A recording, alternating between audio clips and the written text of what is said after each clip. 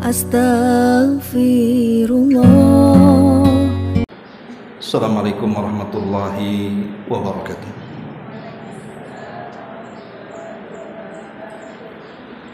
Alhamdulillah wassalatu wassalamu ala Rasulillah wa ala alihi wa sahbihi wa mawalah wa la hawla wa la quwwata illa billahi wa ba'd. Kita lanjutkan kajian kita, masih membahas kitab Umdatul Ahkam, dan kita masuk pada hadis ke-54 dan seterusnya. Kita baca hadisnya. An Aliyin radhiyallahu anhu anna Nabiy sallallahu alaihi wasallam qala yaumal khandaqi mala Allahu kuburahum wa buyutahumun nar kama shaghaluna 'anis salatil wusta hatta ghabatish syamsu. Wa fi lafdhin li muslimin shaghaluna 'anis salatil wusta salatil asri thumma sallaha bainal maghribi wal isya'i.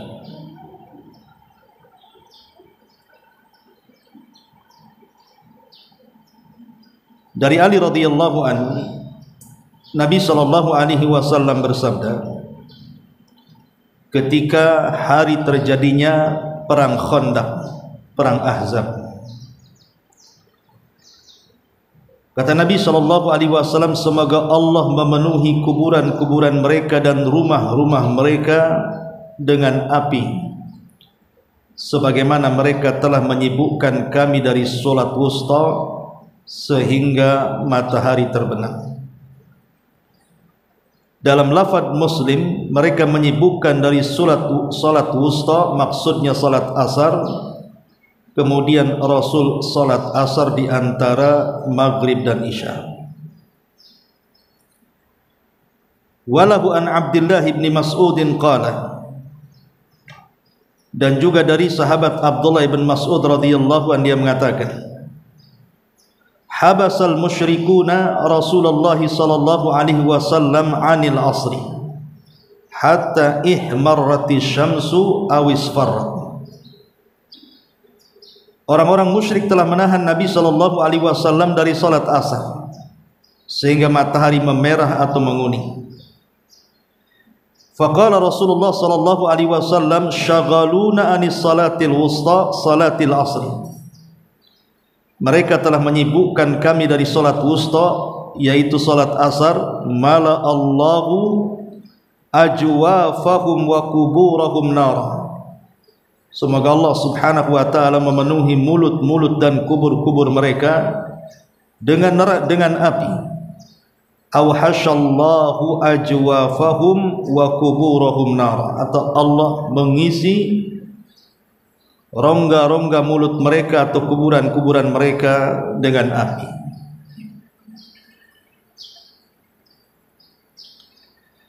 Ma'asyiral muslimat yang dimuliakan Allah subhanahu wa ta'ala, hadis ini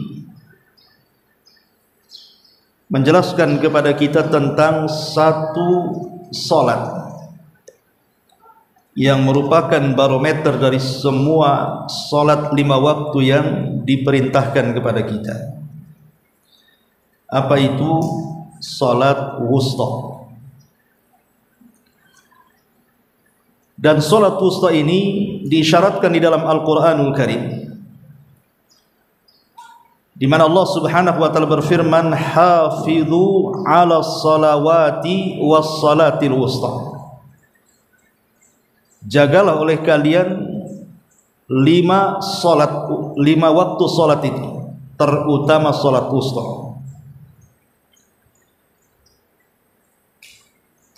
Kita tahu bahwa salat wusta itu kan bagian daripada salat wajib. Tapi kenapa kemudian dikhususkan penyebutannya dari semua salat yang 5 waktu? Kenapa Allah Subhanahu wa taala tidak katakan hafidhu 'alas salawat al-khamsa? Jagalah oleh kalian 5 waktu salat. Tapi Allah Subhanahu wa taala justru mengkhususkan salat wusta dari 5 waktu salat ini. Secara kaidah usul, penyebutan khusus secara umum setelah penyebutan umum itu adalah keistimewaan dari yang dikhususkan. Contoh umpamanya ketika Allah Subhanahu wa taala berfirman tentang penyebutan malaikat Jibril dari seluruh para malaikat, di mana Allah mengatakan inna anzalnahu fi lailatul qadr wa ma adraka ma lailatul qadr lailatul qadri khairum min alfi syahrin tanazzalul malaikatu warruh. Di sini ada kalimat ruh, maksudnya ruh ini adalah Jibril. Lah bukankah Jibril itu bagian dari para malaikat? Kenapa dikhususkan? Kenapa dikeluarkan dari kalimat malaikat? Ini namanya penyebutan khusus setelah penyebutan umum. Karena Jibril ini berbeda dari seluruh malaikat. Dia adalah pemimpinnya. Maka sebagaimana Jibril adalah pemimpin bagi para malaikat yang menentukan tugas-tugas bagi para malaikat yang diperintahkan Allah Azza wa Jalla, maka posisi solat wusta juga sama. Dia menentukan solat-solat yang lain. Kalau seseorang kemudian bisa menjaga solat wusta, maka dia bisa menjaga solat-solat yang lain. Tapi kalau dia tidak mampu untuk menjaga solat wusta, maka pada solat-solat yang lainnya akan mudah untuk diremehkannya. Masalahnya, solat wusta itu solat apa? Karena solat itu kan 5 waktu. Ada zuhur, ada asar, ada maghrib, ada isya, ada subuh. Lah solat wusta itu yang mana satu? Kalau berdasarkan hadis yang kita baca, 2 riwayat yang kita baca ini, bahwa solat wusta itu adalah solat asar. Solat wusta adalah solat asar. Artinya siapa yang menjaga solat asar dengan baik, maka dia mampu menjaga solat-solat yang lain. Kenapa kemudian solat wusta itu dipilih solat asar? Karena berdasarkan nas, Rasul sendiri yang bicara dalam hadis ini. Jadi kasusnya adalah ketika terjadi perang Khandaq atau perang Ahzab dalam Al-Quran. Khandaq itu artinya parit. Karena ketika peperangan di sini, kita tahu bahwa Nabi Shallallahu Alaihi Wasallam saat itu belum banyak kekuatan dari pasukan perang.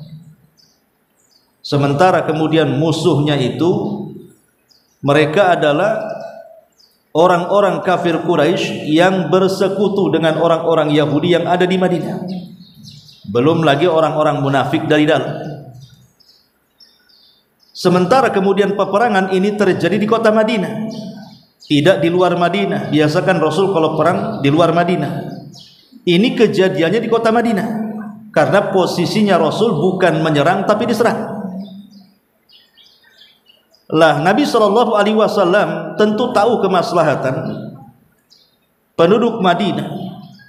Kalau diserbu maka akan membahayakan banyak manusia, di mana yang mati bukan hanya tentara-tentara saja, tetapi wanita-wanita, anak-anak, orang-orang tua, dan yang tidak sanggup untuk berperang, mereka bisa jadi korban. Sementara Rasul belum punya hibrah, pengetahuan soal taktik perang dalam kota. Makanya kemudian Nabi SAW memanggil para sahabat untuk berdiskusi tentang taktik perang. Disinilah kemudian tampil seorang sahabat namanya Salman Al-Farisi radhiyallahu anhu. Karena dia adalah orang Persia, artinya dia punya pengalaman peperangan yang ada di Persia, maka Salman pun mengatakan kepada Nabi SAW, dalam kondisi kita diserang dan di perkotaan, sebaiknya wahai Rasul, kita buat parit saja untuk menahan musuh. Karena posisi kota Madinah itu seperti ini, ya. Posisi kota Madinah itu samping kanan itu bukit, samping kiri juga bukit. Sementara belakang itu kebun kurma yang sangat luas sekali. sehingga kemungkinan musuh itu menyerang hanya dari depan saja. Karena mereka kalau menyerang dari kiri kanan akan kesulitan karena ada bukit masalahnya. Lah dari situlah kemudian Salman Al-Farisi bercerita, kami kalau dalam kondisi seperti ini di Persia sana, maka kami akan buat parit untuk menghadang musuh. Disitulah Nabi SAW akhirnya mengikuti saran daripada Salman Al-Farisi. Mulailah Rasul menggerakkan para sahabat dan Rasul sendiri yang memimpin untuk membuat parit panjang dan sangat lebar dan dalam itu. Makanya kemudian perangnya disebut perang parit, atau bahasa Arabnya disebut perang Khandaq. Kenapa Quran membahasakan perang Ahzab? Ahzab itu artinya kelompok-kelompok, karena yang menyerang Rasul itu bukan satu kelompok. Ada orang musyrik, ada orang Yahudinya, ada orang munafiknya. Makanya karena banyak kelompok yang menyerang dari banyak kabilah, maka perang itu juga disebut perang Ahzab namanya. Jadi bisa dikatakan Ahzab, bisa dikatakan Khandaq. Kenapa disebut Khandaq? Karena memang arti Khandaq itu parit artinya. Karena dalam peperangan ini Rasul menggunakan taktik menggunakan parit. Lah saat musuh datang dari depan itu, mereka berusaha untuk meloncati parit yang sangat lebar itu, sehingga kuda-kuda mereka tidak sanggup meloncat. Setiap meloncat masuk dalam parit kudanya. Ketika mereka masuk ke parit, maka langsung diserang dengan panah-panah itu. Lah Nabi SAW berusaha untuk menjaga parit itu, jangan sampai kemudian ada musuh yang sanggup meloncat parit. Ini kan membahayakan masalahnya.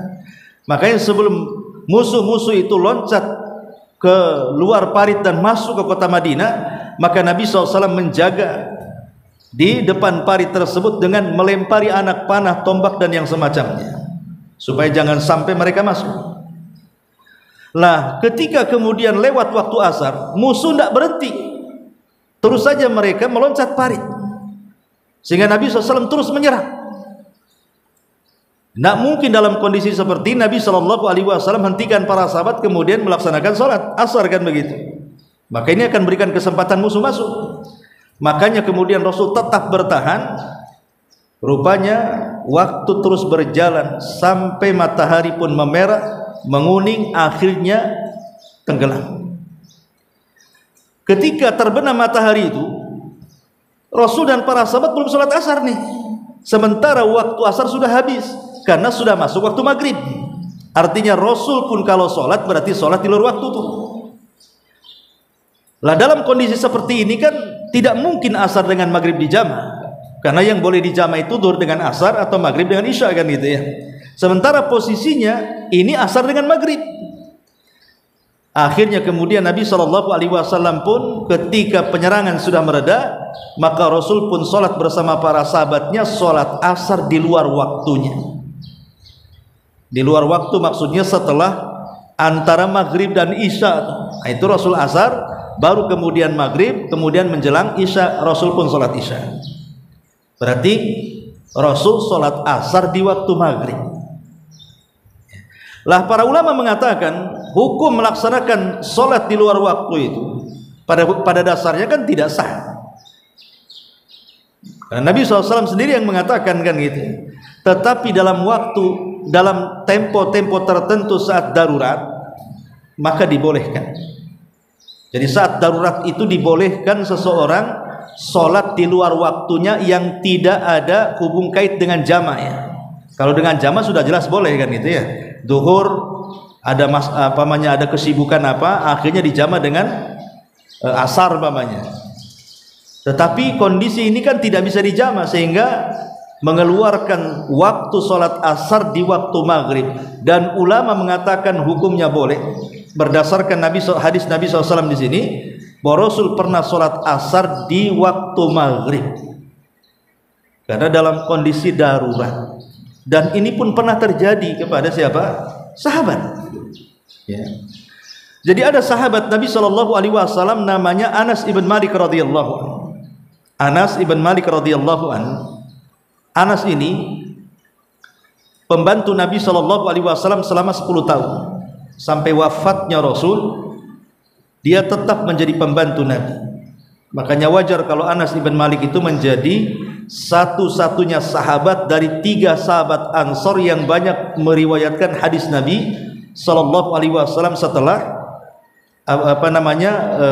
pertama tentunya Abu Sa'id Al-Khudri radhiyallahu an, kemudian Jabir bin Abdullah radhiyallahu an, kemudian Anas ibn Malik.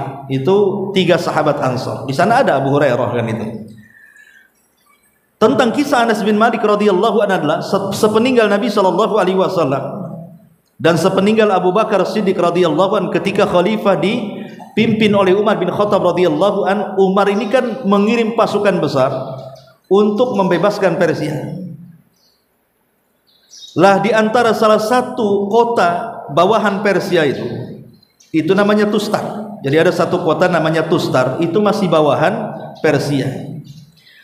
Lah para sahabat Nabi sallallahu alaihi wasallam mengepung kota ini. Bukan seminggu 2 minggu pengepungannya, bukan sebulan 2 bulan, hampir setahun lebih. Ada yang mengatakan setahun setengah pengepungan kota ini. Kenapa begitu lama mengepung kota? Karena kota Tustar itu dikelilingi benteng, itu masalahnya. Jadi orang-orang Persia itu suka membuat benteng untuk menjaga negaranya. Lah karena kemudian dikelilingi oleh benteng, maka menyulitkan para sahabat untuk menggempur kota itu karena harus melewati benteng. Lain dengan sekarang, kalau sekarang kan tinggal dibom saja. Zaman dulu kan nggak bisa, pakai apa kan itu untuk meruntuhkan benteng? Ya paling didobrak-dobrak pakai kayu kan itu. Sementara panah terus berhujanan dari atas, sehingga para sahabat ini tidak sanggup untuk menghancurkan benteng dengan seketika, sehingga harus mencari waktu. Masalahnya waktunya terlalu lama, sampai 1 tahun. Pengepungan itu, Bu, kalau seandainya terlalu lama bisa mengalami kekalahan. Kenapa? Karena kan tidak cukup perbekalan. Namanya orang mengepung kan perlu makan, perlu minum, perlu apa kan? Bisa saja nanti pulang tanpa kemenangan. Tetapi Allah Subhanahu wa taala berkehendak lain. Setelah para sahabat mengepung hampir 1,5 tahun kota Tustar ini, ya, Allah takdirkan benteng itu bisa dirobohkan tepat di waktu subuh. Di waktu subuh benteng itu roboh. Lah para sahabat Nabi SAW yang sudah menunggu 1,5 tahun menunggu benteng itu roboh, kan tidak mungkin menyia-nyiakan. Maka mereka langsung menyerang sementara mereka belum subuh, belum sholat subuh nih para sahabat nih, langsung diserang kota itu. Subhanallah, pengepungannya hampir 1,5 tahun, tetapi penaklukannya hanya 3 jam saja, kurang lebih. Jadi 3 jam takluk kota itu, sementara matahari sudah terbit. Para sahabat belum sholat subuh. Lah akhirnya kemudian, setelah kemudian direbut kota Tustar dan waktu sholat subuh sudah berakhir karena sudah terbit matahari, barulah kemudian para sahabat setelah matahari meninggi, mereka pun melaksanakan sholat subuh di luar waktunya. Ini kan kasusnya sama dengan Nabi. Kalau Nabi kan sholat asar di waktu maghrib, ya. Ini kalau sahabat ini sholat subuh di luar waktunya setelah terbit matahari di waktu duha. Lah Anas ibn Malik radhiyallahu an, kalau dia mendengar cerita ini, maka dia selalu menangis. Jadi Anas ibn Malik kalau dia diceritakan tentang Tustar atau ditanya soal Tustar, maka Anas bin Malik selalu meneteskan air mata. Kenapa Anas menangis? Bukankah peperangan itu dimenangkan kaum muslimin? Harusnya kan senang. Kenapa sedih? Yang disedihkan Anas bin Malik radhiyallahu an itu bukan soal kemenangan Tustar. Yang namanya kemenangan itu ya harus dihadapi dengan kebahagiaan. Tapi Anas ibn Malik ini menangis karena seumur hidup dia tidak pernah melaksanakan subuh di luar waktunya kecuali di perang Tustar. Sahabat itu tidak pernah mengakhir atau mengulur-ulurkan waktu salat. Mereka selalu tepat waktu.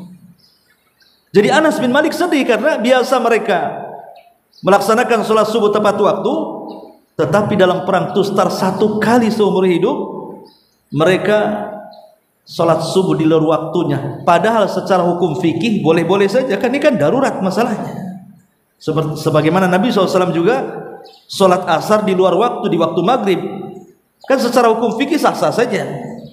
Tetapi begitulah para sahabat, mereka memuliakan solat. Pada satu kali mereka solat subuh di luar waktu, tapi menjadi sebuah tangisan seumur hidup Anas ibn Malik radhiyallahu anhu. Ma'asyiral muslimat yang dimuliakan Allah Subhanahu wa taala. Jadi dari sini kita tahu hadis ini bahwa solat wusta itu artinya solat asar berdasarkan nas. Rasul sendiri yang bicara. Ini satu pendapat. Pendapat yang kedua, yang dimaksud solat wusta di sini bukan solat asar tetapi solat subuh. Wusta itu kan artinya pertengahan. Jadi solat pertengahan itu artinya solat subuh. Kenapa solat subuh dikatakan solat pertengahan?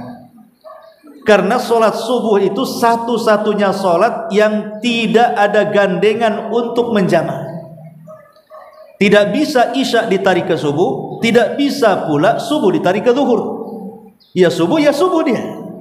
Lain dengan solat maghrib dengan isya, bisa ditarik, baik takhir atau takdim. Ataupun sholat zuhur ke asar bisa ditarik, baik takhir ataupun takdim.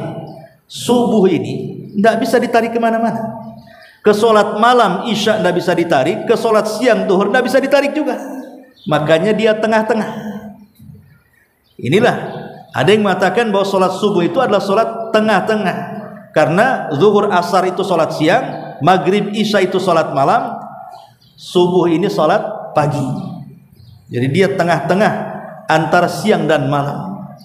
Jadi solat wusta di sini maksudnya solat subuh. Ma'asyiral muslimat yang dimuliakan Allah Subhanahu wa taala. Ada juga yang mengatakan bahwa yang dimaksud solat wusta di sini, ada yang mengatakan dia adalah solat maghrib.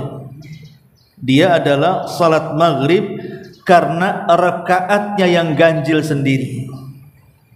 Kan sholat maghrib kan ganjil sendiri bu ya.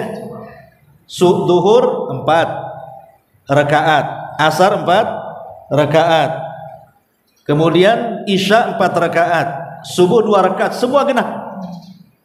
Tapi maghrib itu ganjil, dia 3 rakaat. Makanya di pertengahan di antara sholat-sholat. Ada juga yang mengatakan bahwa sholat wusta ini ada sholat isya. Sholat isya. Kenapa sholat isya? Sebagian para ulama mengatakan karena Nabi SAW pernah berkeinginan untuk memerintahkan para sahabat dan juga kaum muslimin melaksanakan sholat isya itu diakhirkan. Maksudnya di pertengahan malam, bukan di jam 7, bukan, tapi di jam 12, di pertengahan malam. Kenapa di situ di pertengahan malam? Karena memang para malaikat sudah mulai turun di pertengahan malam dan puncaknya di sepertiga malam akhir. Ada juga yang mengatakan bahwa itu salat isya. Tetapi ya ada kemungkinan salat wusta itu bisa 5 waktu, bisa ya zuhur, bisa asar, bisa maghrib, bisa isya, bisa subuh. Kemungkinan tidak ada yang tahu mana salat wusta itu, apakah di antara 5 waktu salat ini subuhnya, asarnya, maghribnya, isyanya atau zuhurnya. Tetapi pendapat yang kuat wallahu alam, kebanyakan para ulama ketika mereka membahas salat wusta itu diisyaratkan kepada 2 salat. Pertama salat asar, yang kedua salat subuh. Jadi para ulama kebanyakan mereka mengisyaratkan bahwa salat wusta itu adalah salat asar dan salat subuh. Kenapa? Karena 2 salat inilah yang paling banyak keutamaannya. Adapun salat asar, di antara keutamaannya adalah pertama bahwa salat asar ini adalah salat yang Rasul sallallahu alaihi wasallam memberikan jaminan orang yang menjaganya akan masuk surga. Dan itu disebutkan di dalam hadis Nabi sallallahu alaihi wasallam, di mana Nabi SAW mengatakan man hafadha ala baradaini dakhalal jannah. Man hafadha ala baradaini dakhalal jannah. Siapa yang menjaga salat barad, salat yang cuacanya mendingin, 2 salat yang cuacanya sudah mulai mendingin, maka Allah Subhanahu wa taala jamin dengan surga. Sebagian para ulama mengatakan maksudnya baradaini di sini adalah salat asar dan salat subuh. Siapa yang menjaga salat asar dan salat subuh, maka Rasul SAW katakan dakhalal jannah, maka dia akan masuk surga. Ini yang pertama. Kemudian yang kedua, di antara keistimewaan salat asar juga, bahwa salat asar ini orang yang meninggalkannya bisa menjadikan pahalanya gugur. Jadi semata-mata ibu meninggalkan salat asar, ini bisa menggugurkan pahala. Dan ini disebutkan di dalam hadis Nabi sallallahu alaihi wasallam, barang siapa man fatathu salatul asri, barang siapa yang luput dari salat asar,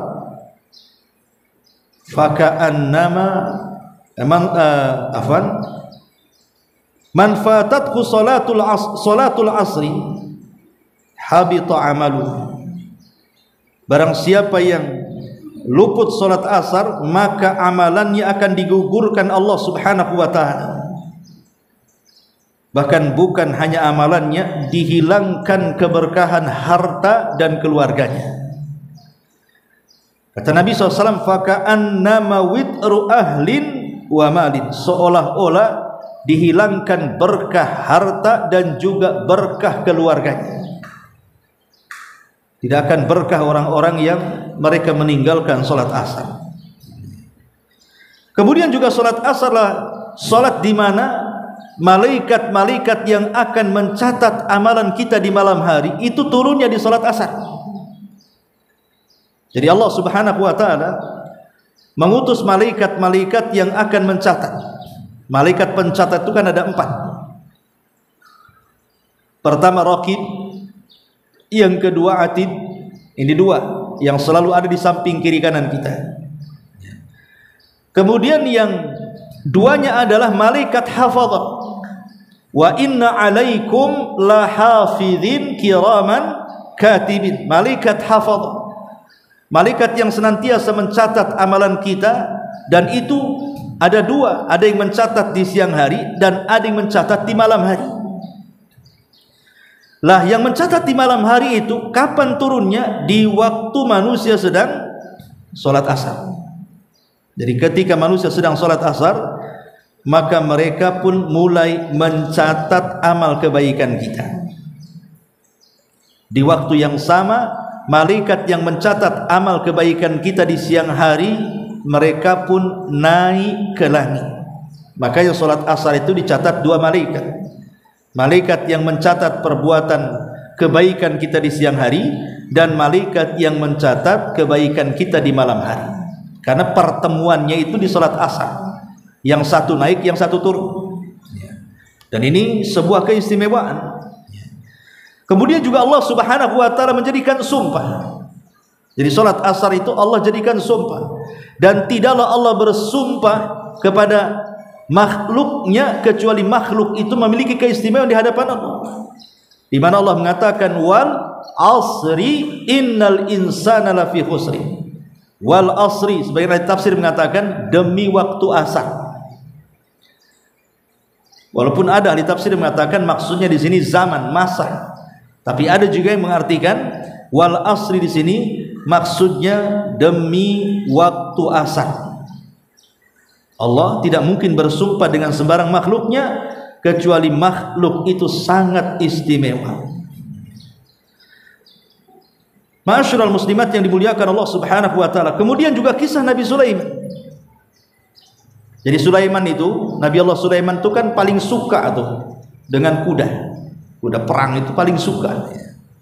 Jadi dia punya kuda-kuda pilihan beliau, kemudian ditambatkan di halaman beliau dan selalu dikunjungi Nabi Sulaiman untuk dinikmati, mungkin warnanya, dinikmati postur badannya, kelincahannya dan begitu seterusnya. Namanya hobi terkadang melalaikan. Jadi Nabi Sulaiman karena asiknya dia bermain dengan kudanya, lalai dia dari sholat sore. Ya kalau kita ini sholat asar ya gitu ya, kalau mungkin sholat yang dilakukan di sore hari. Karena di zaman Nabi SAW saja kita tahu bahwa sebelum disyariatkan sholat 5 waktu itu kan cuma 2 waktu saja, pagi sama petang ya. 2 rakaat. Baru setelah disyariatkan sholat 5 waktu baru diganti atau ditambah waktunya. Lah Nabi Sulaiman itu diakhirkan dari sholat asar sampai matahari tenggelam. Sudah habis waktunya, Sulaiman baru sadar, oh tadi saya belum sholat gitu. Dari situ dia pun marah, kemudian besoknya dia sembelih kuda-kudanya itu. Ada yang mengatakan 100 ekor kuda ya kan, sembelih semuanya. Dan dagingnya dibagi kepada fuqara wal masakin. Dari sini kata para ulama ketika memberikan satu kisah tentang kisah Sulaiman, karena kan kisah ini disebutkan dalam Quran juga tentang penyembelihan kuda-kuda Sulaiman gara-gara terlalaikan dari sholat asar. Ulama kemudian mengatakan, lihatlah bagaimana Nabi Allah Sulaiman alaihi salatu wassalam menyembelih kuda-kuda itu, karena sudah melalaikan dari ibadah salat kepada Allah Subhanahu wa taala. Maka ada sebuah kaidah, man taraka syai'an lillahi awwadallahu khairan minhu. Barang siapa yang meninggalkan sesuatu karena Allah, Allah pasti akan ganti sesuatu itu dengan yang jauh lebih baik lagi. Seperti Nabi Sulaiman, karena kuda-kuda itu sudah melalaikan, ya sudahlah saya sembelih saja, nggak apa-apa saya tidak punya kuda. Dia tinggalkan kuda-kuda itu. Karena apa? Karena Allah. Karena dia yang mengganggu sholat kan gitu. Akhirnya apa? Allah ganti kuda-kuda itu dengan apa? Dengan ditundukkannya angin dan awan kepada Nabi Allah Sulaiman. Jadi kalau Nabi Allah Sulaiman mau perang, pasukannya di atas kuda-kuda perang, dia berkendaraan di atas awan, dihempaskan dengan angin. Dan tentunya kecepatan angin jauh lebih cepat dibandingkan kuda, jauh lebih hebat lagi dibandingkan kuda. Begitulah Allah ganti dengan yang lebih baik kepada Nabi Allah Sulaiman karena sudah meninggalkan sesuatu karena Allah. Seperti kita lihatlah banyak orang-orang yang dulu terlibat di pekerja di bank-bank konvensional yang masuk kepada muamalah ribawiyah, akhirnya hijrah meninggalkan banknya. Setelah kemudian mereka pun berwira swasta, kita lihat banyak orang-orang yang berhasil akhirnya justru lebih hebat dibandingkan ketika dia menjadi manajer di salah satu bank umpamanya kan. Kita bisa lihat akhirnya jadi pengusaha, lebih banyak lagi duitnya kan itu, lebih berkah lagi keluarganya. Dan itulah menunjukkan bahwa kalau meninggalkannya karena Allah Subhanahu wa taala, bukan karena dipecat, bukan karena di PHK, enggak, karena Allah dia keluar. Dan keikhlasan dia kepada Allah, pasti Allah akan ganti. Dan ganti ini terkadang jauh lebih baik daripada sebelumnya. Baik, ma'asyiral muslimat yang dimuliakan Allah Subhanahu wa taala. Inilah pendapat ulama yang mengatakan bahwa salat asar itu adalah salat wusta. Yang kedua, salat subuh. Lah salat subuh pun tak kalah keistimewaannya. Di mana di antara keutamaan salat subuh yang ma'ruf ya, yang ibu sering dengar, salat subuh ini adalah salat yang menyebabkan kita masuk surga. Sebagaimana hadis yang tadi, man hafadha ala baradaini dakhalal jannah. Siapa yang menjaga 2 salat barad, salah satu penafsiran barad di sini artinya salat subuh, maka dia akan dijamin masuk surga. Yang kedua, akan mendapatkan cahaya. Ibu kalau sholat subuh berjalan dari rumah ke masjid, maka perjalanan ibu dari rumah ke masjid itu akan Allah hadiahi berupa cahaya yang sempurna pada hari kiamat. Nabi mengatakan, basyiril masya'ina fi dhulami ilal masajid bin nuri tami yaumal qiyamah. Kabar gembirakan kepada para pejalan kaki di kegelapan menuju masjid-masjid dengan cahaya yang sempurna pada hari kiamat, baik di alam barzahnya ataupun di padang mahsyarnya. Mereka akan diberikan cahaya. Makanya kita lihat tidak ada satupun riwayat dalam hadis-hadis yang banyak dimuat dalam kitab-kitab hadis seperti Bukhari, Muslim, Abi Dawud, Tirmidzi dan yang lainnya yang menjelaskan tentang keterlibatan wanita-wanita di zaman Rasul salat di belakang Rasul berjamaah ke masjid kecuali hanya di salat subuh. Ya. Semua riwayat kan kita sudah jelaskan riwayatnya bagaimana wanita-wanita di zaman Rasul mereka salat subuh ke masjid dan mereka pulang masih kondisi gelap, golas. Ya. Tetapi tidak ada satu riwayat mereka datang di waktu zuhur, di waktu asar, di waktu maghrib, di waktu isya, tidak. Riwayat itu hanya ada di subuh saja. Tetapi jangan dipahami bahwa wanita tidak boleh sholat berjamaah di selain subuh. Boleh, tidak ada masalah, karena ada hadis umum yang mengatakan apa? La tamnau ima Allah masajid Allah. Jangan kalian larang wahai kaum laki-laki wanita-wanita yang ada di sekitar kalian untuk datang ke masjid-masjid Allah. Nggak boleh mereka dilarang. Artinya boleh ke masjid. Tapi yang saya ingin katakan maksudnya wanita-wanita di zaman Nabi. Mereka tidak ada riwayat sholat jamaah ke masjid kecuali di sholat subuh, gitu maksudnya. Boleh jadi karena sholat subuh ini banyak faktor. Salah satunya adalah angin yang membawa keberkahan yang disebut dengan angin soba. Jadi mereka para sahabiah, mungkin bahasa kitanya sekalian olahraga kan itu ya, jalan kaki ke masjid kemudian pulang berjalan kaki sekalian olahraga, karena di situ ada angin soba. Yang kedua, di waktu subuh dalam kondisi gelap sehingga tidak menjadikan fitnah bagi kaum wanita. Tapi kalau di siang ini kan kalau ke masjid nampak pakaiannya umpamanya kan, pakaiannya bagus, menor dan begitu seterusnya. Atau kadang-kadang di desa ini aneh, ke masjidnya itu pakai lepis, mukenanya dijinjing. Ya. Nanti masuk masjid baru mukenanya dibuka, kemudian dipakai, pulang dijinjing lagi. Harusnya kan kalau mau begitu dari rumah lah pakai mukena tuh. Sehingga sudah tertutup ininya, auratnya. Ke masjid pulang juga begitu, baru kemudian ganti pakaian. Tidak, ini malah dijinjing mukenanya, pakai lepis pula yang sampai sempit gitu. Benar ke masjid. Atau kalau yang pikir di masjid kan ada mukena, sama sekali dia nggak mau mukena, cukup dengan mukena di masjid saja. Lah ini kan masalah. Intinya bahwa keutamaan sholat subuh itu banyak sekali, dan ini sudah pernah saya jelaskan di sini, tidak perlu diulang-ulang. Yang jelas bahwa sholat asar dan sholat subuh adalah sholat wusta yang harus betul-betul dijaga. Ma'asyiral muslimat yang dimuliakan Allah Subhanahu wa ta'ala. Adapun sholat subuh sendiri dan sholat asar, kita tahu bahwa dalam sholat itu kan ada waktu-waktunya, ada waktu afdal, ya, ada waktu pilihan, ada waktu terpaksa, gitu ya maksudnya. Ada waktu pilihan, ada waktu terpaksa. Contoh umpamanya sholat asar.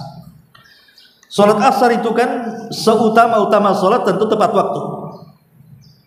Karena itu berdasarkan hadis Nabi SAW ketika ditanya Rasul amalan apa yang paling afdol, maka Rasul mengatakan as-salatu ala waktiha, sholatlah tepat waktu. Ya di awal waktu, ketika adzan asar kemudian ditegakkan iqamah, disitulah kita sholat asar. Itu seafdol-afdolnya waktu. Tetapi kalau seandainya seseorang itu mungkin karena ada kesibukan tidak bisa tepat waktu sholatnya, maka ada yang disebut dengan waktu ikhtiar namanya, waktu pilihan. Apa itu? Ketika berlangsung terus hingga tinggi bayangan bertambah 2 kali tinggi benda yang kita tancapkan. Jadi kalau kita menancapkan sebuah benda, maka bayangannya 2 kali benda itu. Jadi kalau bendanya 1 meter, berarti bayangannya 2 meter. Berarti sudah mendekati, sudah hampir mau maghrib, sudah mau memerah matahari. Nah, itu waktu ikhtiar namanya. Ya, karena mungkin ibu ada kesibukan, terpaksa tidak bisa tepat waktu. akhirnya mengambil di pertengahannya. Ya. Ada yang disebutkan waktu idtirar. Waktu idtirar itu sudah hampir hilang tuh waktunya. Kapan? Ketika matahari sudah menguning, artinya sudah mendekati tenggelam tuh. Nah, itu sudah, ini waktu idtirar, waktu terpaksa. Kalaupun memang ibu lagi perjalanan dari mana gitu ya, mau pulang, nggak sempat mampir di masjid mana karena kondisi tidak memungkinkan, sementara ini sudah masuk waktu asar, wah kepikiran nanti sampai di rumah nih habis nih waktu ya.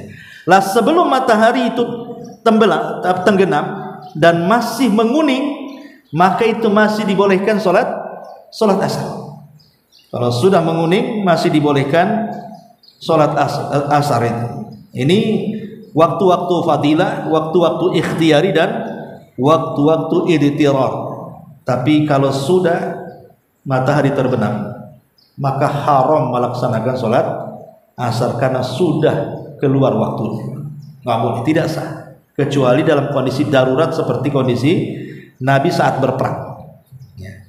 Ma'asyiral muslimat yang dimuliakan Allah Subhanahu wa taala. Adapun salat subuh, ya salat subuh tentu salat yang paling utama adalah setelah iqamah, di awal waktunya. Itu disebut dengan awal waktu ketika terbit fajar shadiq. Kemudian yang kedua, akhir waktu subuh. Akhir waktu subuh itu ketika terbit matahari. Berarti terbentang dari terbit fajar ke terbit matahari, di situ waktu subuh. Tetapi sama juga, ada waktu utama, ada waktu pilihan, ada waktu terpaksa gitu ya. Seperti waktu utama ya di awal waktu jelasnya ketika terbit fajar, sholat subuh. Adapun waktu pilihan, boleh sholat kapanpun dari mulai terbit fajar sampai isfar. Isfar itu maksudnya sampai agak terang tapi matahari belum muncul. Sudah terang tapi matahari belum ada, belum sampai syuruk gitu ya. Tapi ada waktu yang boleh ketika terbit matahari tetapi belum sempurna, baru cahayanya memerah. Nih, matahari mau terbit kan ada cahaya merah dulu tuh keluar. Itu masih dibolehkan karena matahari belum betul-betul muncul, baru cahaya merahnya saja keluar ya. Dan waktu yang diharamkan ketika matahari betul-betul muncul, itu berarti sholat subuh sudah di luar waktu namanya. Nah, ini diantara faedah dua hadis tentang sholat wusta. Wallahu alam. Taib, sampai di sini. Kalau ada yang bertanya silakan.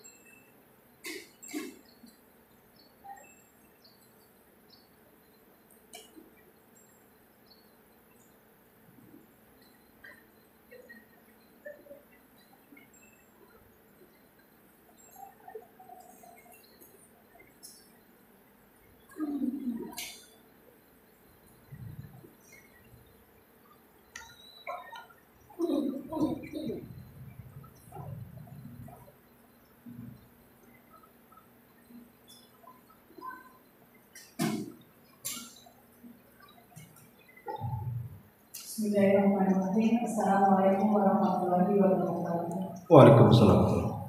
Ustaz, mohon maaf yang anak tanyakan.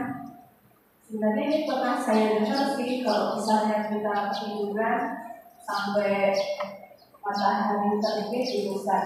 Apakah waktu itu kan termasuk waktu haram tadi yang saya sampaikan itu? Apakah kita masih bisa menjalankan sholat subuh tersebut atau tidak bisa? Ya, alhamdulillah. Kasus orang yang ketiduran atau lupa itu berbeda dengan kasus ketika orang ingat. Dalam kondisi ketiduran, karena kelelahan umpamanya ibu nggak bisa tidur, baru bisa tidur jam 3, ketika bangun jam 7, itu kan kasusnya ketiduran. Atau kelupaan, karena saking sibuknya ibu ngerjakan apa, lupa. Umpamanya siang-siang ibu ngerjakan apa, mulai dari masak, dari nyuci, dari macam-macam lah pekerjaan rumah, lupa sampai asar baru ingat belum zuhur.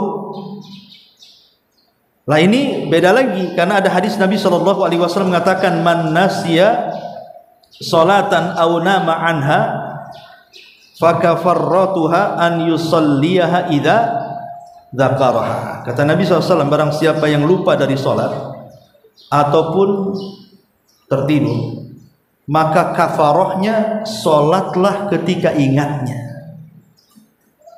Dalam riwayat yang lain, fadzaka waktuha, itulah waktunya. Jadi itulah waktu sholatnya saat dia ingat. Jadi ketika ibu sedang sibuk kerja, ini udah asar saya belum zuhur, langsung gitu maksudnya zuhur. Jangan ditunda-tunda. Ataupun mamanya ibu bangun jam 8, jam 9 pagi belum subuh, maka yang pertama ibu lakukan adalah ambil air wudhu, cepat wudhu, cepat sholat. Karena itu waktunya. Tidak boleh, oh nanti aja, tidak bisa. Nanti ajalah mendekati zuhur, oh tidak bisa. Karena Rasul mengatakan apa? Kafarohnya itu dia sholat saat ingat. Saat ingat dia dari lupa atau saat dia terbangun dari tidur, disitulah sholatnya. Nah itu lain kasusnya dengan yang tadi kita jelaskan. Kalau sholat subuh di luar waktu haram itu bagi yang ingat, bukan bagi orang yang tertidur ataupun yang lupa. Wallahu a'lam.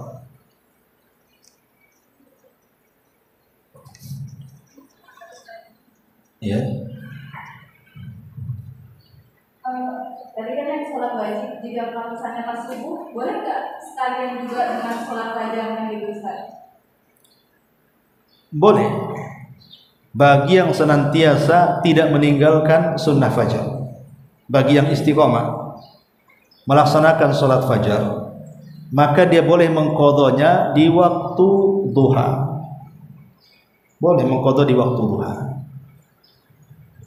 Makanya Nabi SAW juga pernah mengqadha sholat sunnah ba'diyah zuhur dikerjakan setelah asar. Karena sibuk Rasul habis sholat zuhur, ada tamu, ada ini, ada itu, sehingga menyibukkan Rasul tidak sempat ba'diyah. Karena kita tahu bahwa Rasul itu kan kalau sholat sunnah kan di rumah, nggak di masjid. Jadi ketika pulang ke rumah, entah ada tamu, entah ada apa, pokoknya disebutkan dalam riwayat Rasul tersibukkan dengan sesuatu dan baru ingat setelah asar. Maka Rasul pun akhirnya sholat ba'diyah zuhur dilakukan setelah asar. Maka boleh ibu melaksanakan qobliyah subuh sekalian subuhnya bagi yang istiqomah. Kalau nggak istiqomah ngapain? Kalau nggak istiqomah nggak perlu, karena ada waktu aja nggak mau sholat, tumben ketika dia ketiduran mau sholat pula kan itu kan. Jadi makanya ulama memberikan catatan bagi yang tidak pernah meninggalkan, boleh dia mengqadha. Wallahu a'lam. Baik, sampai di sini. Ya. Ini pengalaman anu Ustaz. Iya. Jadi yang itu ketika sholat subuh itu Ustaz, pas sholat subuhnya anak drop kondisi anak Ustaz, setengah sadar gitu Ustaz, karena satu hal.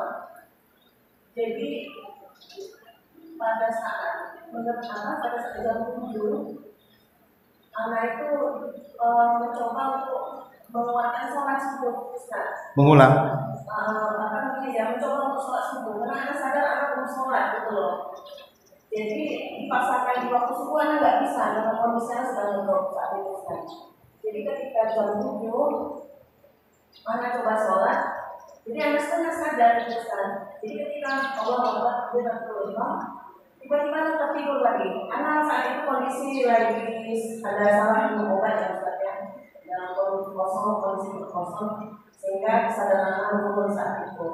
Jadi berusaha ketika tersadar anak tersangka anak ulang lagi sehingga sampai akhirnya kok kayak nggak sadar-sadar gitu pukul gitu Ustaz. Lagi sholat tiba-tiba kayak hilang gitu. nggak sadar Ustaz ya. Akhirnya anak terakhir anak salam aja Ustaz. Nah, akhirnya anak bawa pindah posisi, anak bawa tidur. Setelah jam 8 kondisi anak mulai berangsur ini, tapi anak nggak ngerjakan lagi sholat subuh itu Ustaz. Buat anak tadi perasaannya udah sholat itu Ustaz. Iya. Ya alhamdulillah. Ya kalau dalam kondisi seperti itu, seperti orang yang di rumah sakit kena obat akhirnya ketidur dan begitu seterusnya, maka sebenarnya kan dalam posisi seperti ini maka kita memilih sholat yang kita bisa buat, bisa berdiri nggak bisa duduk baring, ya, nggak bisa sambil baring juga karena nggak, ya baring tapi nggak bisa digerakkan. Pamannya kan nggak bisa sambil baring Allahu Akbar sambil isyarat, nggak bisa juga, ya. Maka dengan isyarat, pamannya masih, tapi tangan masih bisa bergerak, ya. Masih bisa dengan isyarat tangan, pamannya tangannya gini, pas sujudnya agak ke bawah, kan hanya itu yang bisa digerakkan dari tangannya. Kalau masih bisa dengan isyarat tangan, kan itu. Tapi kalau sama sekali tidak bisa bergerak, tapi kesadaran ada. Jadi kalau ada orang bisikan itu tahu gitu ya, kayak orang koma. Kalau dibisikan sadar sebenarnya, cuman nggak bisa ngomong aja dia. Maka dalam kondisi seperti ini kalau masih ada kesadaran, kata Syekh Utsaimin, tetap dia sholat dengan cara dihayalkan, dibayangkan bahwa dia sedang sholat. Jadi dia menghayal dirinya sedang sholat. Kecuali kalau sama sekali kesadarannya hilang, nah, itu tidak, la yukallifullahu nafsan illa wus'aha. Adapun kasusnya tadi yang tadi berusaha untuk sholat, baru 1 rakaat tumbang, kan gitu ya. Maka tetap harus sholat lagi karena belum sempurna. Kecuali kalau memang sudah merasa sudah sempurna tapi lupa apakah saya tadi sempurna sholatnya atau tidak, kan itu, maka dianggap sempurna karena keyakinan tidak mungkin dihilangkan dengan keraguan. Keyakinan tidak mungkin dihilangkan keraguan. Tapi kalau seandainya seseorang tahu memang tadi rakaat pertama saya tumbang, rakaat, sama kasusnya dengan Umar bin Khattab. Umar kan ketika detik-detik wafatnya, dia kan ditusuk dari belakang ketika mengimami manusia. Entah berapa tusukan sampai akhirnya tumbang. Padahal baru 1 rakaat. Kemudian dibawa pergi, dibawa balik ke rumahnya. Kemudian ketika Umar disadar-sadarkan juga tidak sadar, karena setiap diminumi obat kan keluar dari bekas lukanya obatnya. Jadi dokter mengatakan nggak bisa diselamatkan. Lah ketika sadar Umar, dia mengatakan kepada putranya Ibnu Umar, as-sallan nas, apakah manusia sudah melaksanakan sholat? Kata Ibnu Umar, sudah wahai bapak. Maka Umar mengatakan, la hadza fil Islam liman taraka shalah. Maka tidak ada bagian dalam Islam bagi orang yang meninggalkan sholat. Maka Umar berusaha untuk sholat, kan karena dia belum sholat, maksudnya belum sempurna, baru 1 rakaat kan. Rakaat keduanya baru tumbang, maka berusaha dia sholat karena dia belum sholat masalahnya. Nah, jadi kalau kita yakin kita belum sempurna sholatnya, artinya belum sholat. Tapi kalau kita yakin kita sudah sempurna, ya tidak usah diulang, kan itu. Maksudnya sempurna itu rukun syaratnya sudah terpenuhi, ya sudah nggak usah diulang. Tapi kalau rukun syaratnya belum terpenuhi, ya harus diulang bagaimanapun caranya. Karena dalam kondisi seperti itu dianggap tidak sadar. Ya, tidak sadar, yang kesadarannya kadang muncul kadang tidak, dianggap tidak sadar lah. Maka sholatlah ketika sadar, dan dalilnya hadis tadi, man nasiya sholatan, barang siapa yang lupa dari sholatnya, au nama anha, ataupun tertidur dari sholatnya, fakaffaratuha an yusalliha idza dzakaraha, maka kafarahnya dia harus sholat ketika pasca ingatnya. Wallahu a'lam. Kita sampai di sini. Subhanallah wa bihamdika, asyhadu an la ilaha illa anta, astaghfiruka wa atubu ilaik.